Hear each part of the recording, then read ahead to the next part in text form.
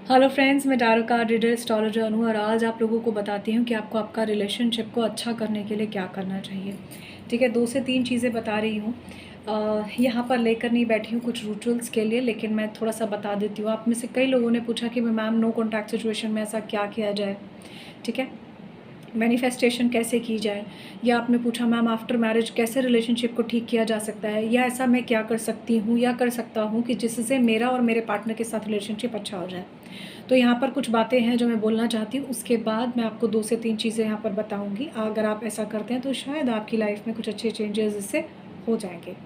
देखिए, सबसे पहली बात तो ये कि एक रिलेशनशिप 2 लोगों के चलाने से ही चलता है। Try understand, B practical in your life. ठीक है, यहाँ मैं आपको ये नहीं कह रही हूँ कि आप अपने इमोशंस से प्रैक्टिकलिटी की तरफ जाएं, बट आप खुद सोचिए एक रिलेशनशिप को आप कब तक अकेले निभाओगे।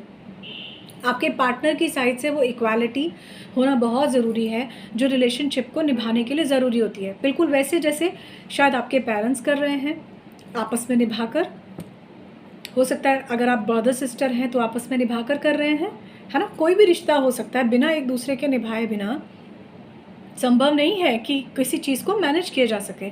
एक बहन अपने भाई से बेहद प्यार करती है, लेकिन अगर भाई उसको नहीं देख रहा है तो क्या वो बहन प्यार कर पाएगी? प्यार तो कर लेगी अपने भाई से, बट क्या वो चीज़ें वैसे इक्वलेंट होंगी जैसे हैं? क्योंकि भाई की तरफ से तो वो चीज़ नहीं है।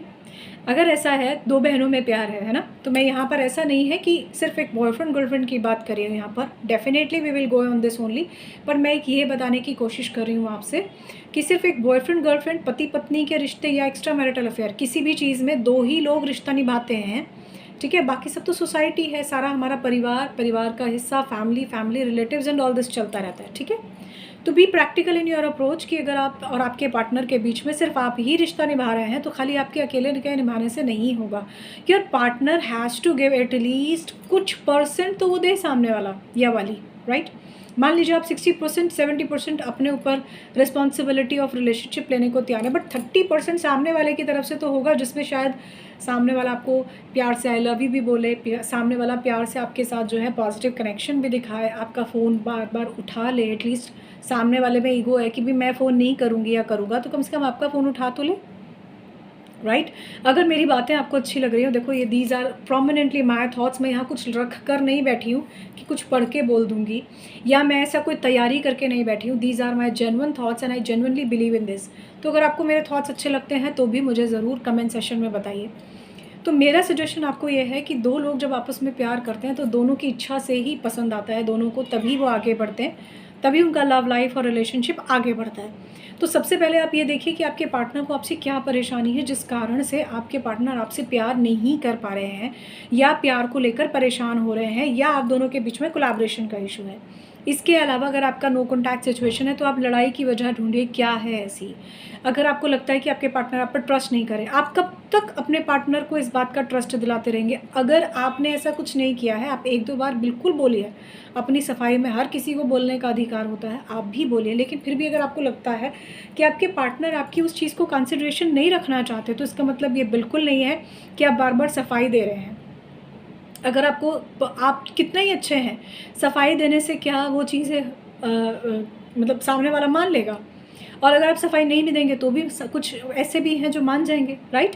तो आपको अकॉर्डिंगली अपनी सिचुएशन के इस चीज़ को समझना पड़ेगा कि आपके रिलेशनशिप को आपको कैसे बैलेंस करना है। ठीक है, इसके अलावा अगर मैं बात करूं कि अगर आपको लगता है कि आप डिस्टेंस रिलेशनशिप में हैं, it is very difficult to manage, इसका सबसे अच्छा तरीका ये, आधी दूरी आप तय कर लीजिए, आधी दूरी आपके पार्टनर तय कर लें, तब आप कहीं मिल सकते हैं। ठीक है, अगर आपको लगता है कि ये सिचुएशन भी पॉसिबल नहीं है तो आप प्यार से एक दूसरे के साथ ओवर दी फ़ोन बात कर लीजिए, वंस अ ब्लूम मिल लीजिए, राइट। ज़रूरी तो नहीं है ना कि एवरी टाइम ही मिलना है और चीज़ों को वैसे देखना है। मन से मन का रिश्ता ज़्यादा इम्पॉर्टेंट है। आजकल ये चीज़ें डिफरेंट तरीके से बदल गई हैं। प्यार जो है ना वक्त के साथ भी थोड़ा सा बदला है, लेकिन आजकल क्या है ना, थोड़ा पेशेंस भी कम है। तो आप अपने पार्टनर के प्रति अगर पेशेंस दिखा रहे हैं तो at least ask for the reason why you did behave with me like that. एक सर्टेन टाइम के बाद एक गिव अप की एनर्जी आती है। आप उस लेवल पर अगर आ गए हैं तो आप अपने पार्टनर से प्यार से बात कर सकते हैं। चीज़ों को जेन्युइनली बात करने की कोशिश कीजिए। अब आप में से कई लोग कहते हैं मैम मेरा पार्टनर तो बात ही नहीं करता।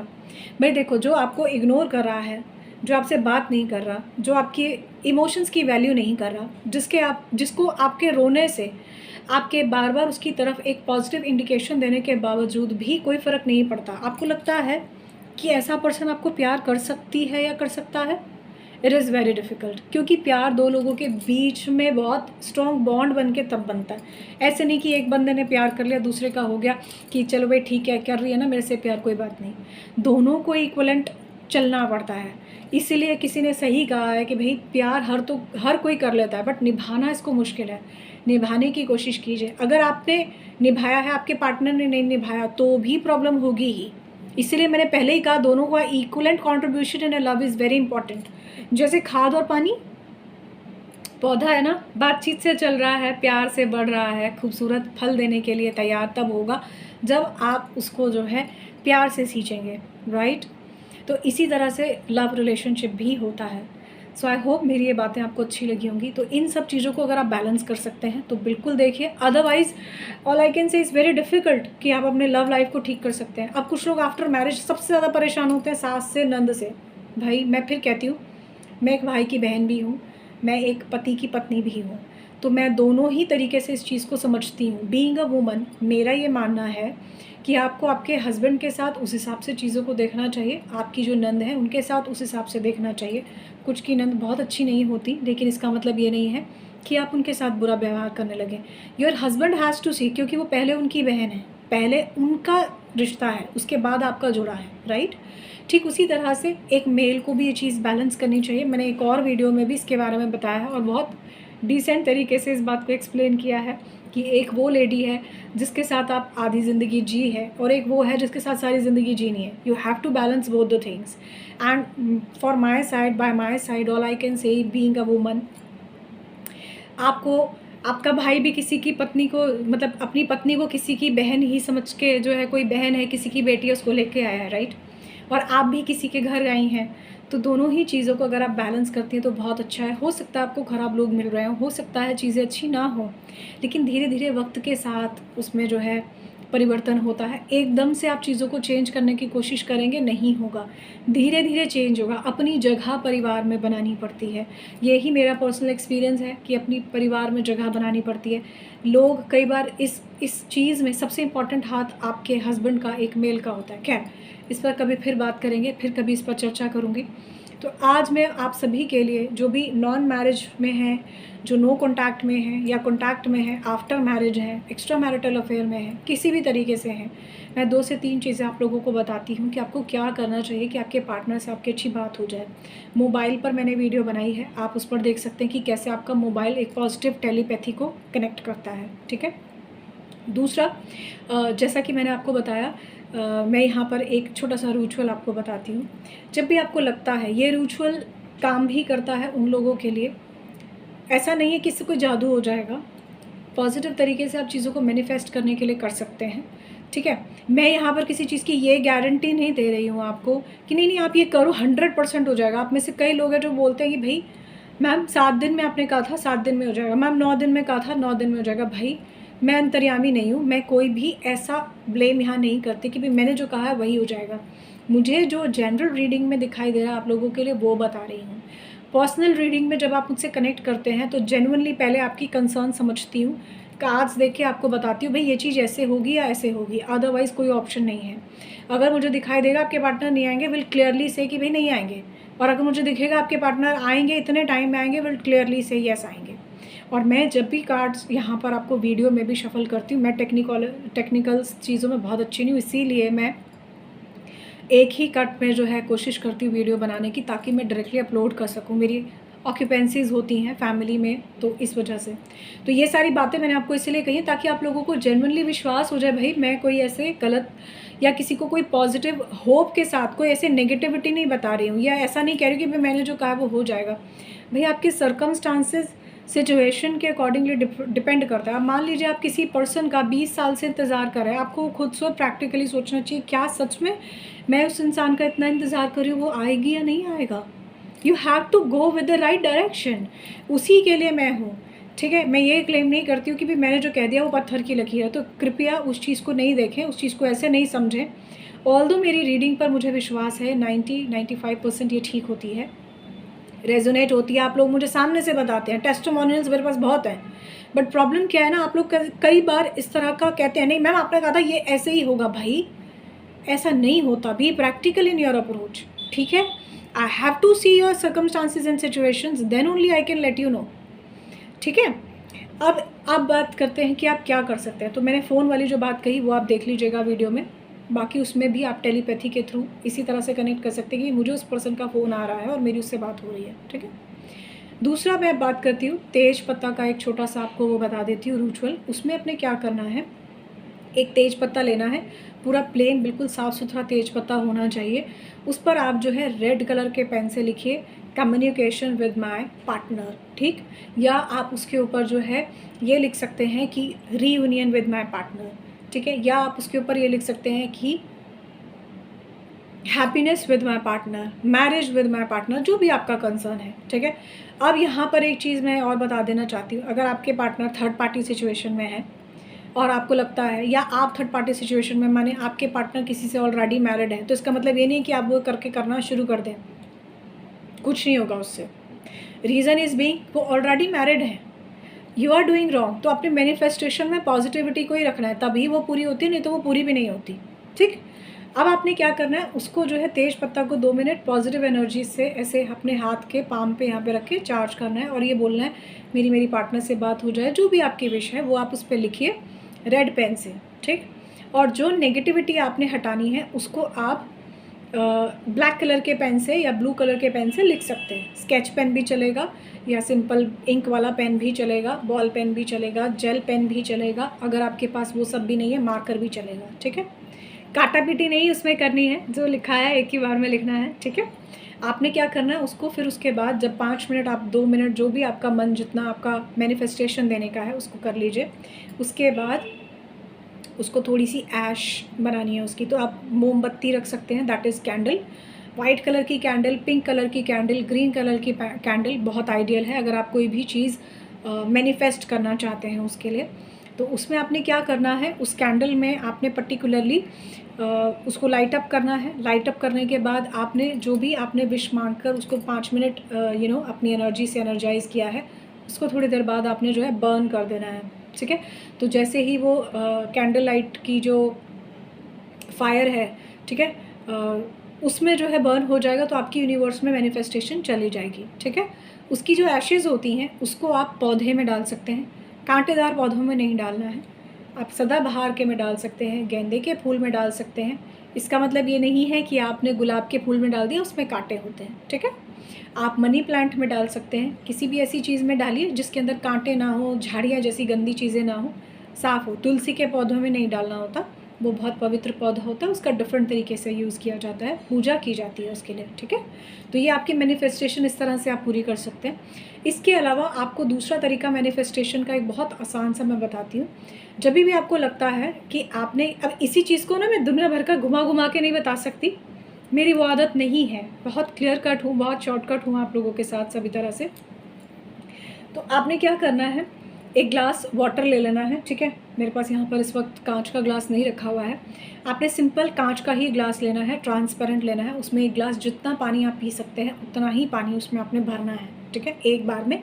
फॉर एग्जांपल आपसे एक ग्लास पूरा पानी नहीं पिया जाएगा, आप हाफ़ ग्लास ऑफ वाटर रख सकते हो, उसके अंदर आपने हाफ़ ग्लास ऑफ पानी भर लिया, ठीक है। वाटर भरने के बाद आपने 5 मिनट उस ग्लास को जो है अपने हाथ पे रखना है और ऊपर से उसको जो है ढक लेना है, और सिर्फ मन में ये प्रे करनी है जो भी आपकी प्रे है। For example you wanted to talk with your partner, you wanted to connect with your partner, you wanted to reunion with your partner, you want to let your partner realize whatever, कि वो कुछ भी realise करें, कुछ भी करें, वो कर लीजिए।